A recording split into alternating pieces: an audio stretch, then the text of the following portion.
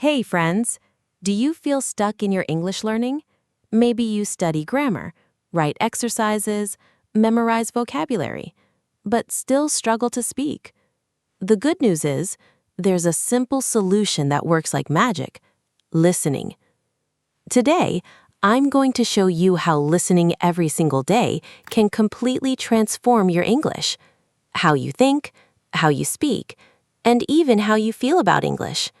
And yes, I'll give you a step-by-step plan that you can start today. When you were a baby, did you learn to speak by reading grammar books?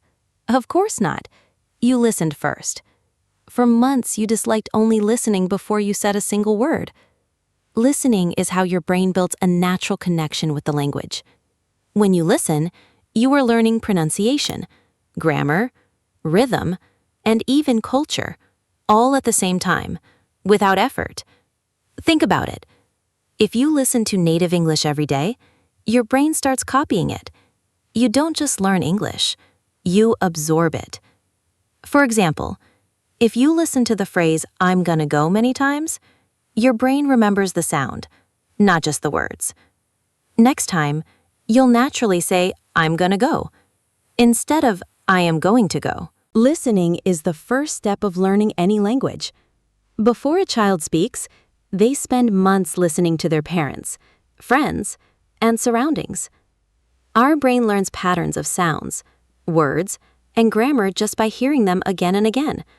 This is why listening is so powerful. It trains your brain naturally, without memorizing. When you listen every day, you start to recognize familiar words, connect them to meaning, and slowly build sentences in your mind.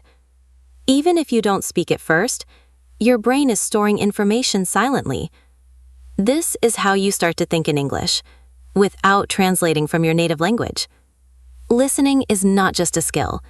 It is the foundation for speaking, reading, and writing better English. Well, to make listening effective, it's important to choose content that matches your level. Starting with something too difficult can lead to frustration.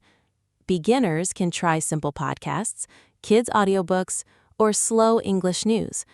Once you're comfortable, you can move on to interviews, YouTube videos, or TV shows with subtitles. Subtitles help you connect the sounds to the written words. Later, you can challenge yourself by watching without subtitles.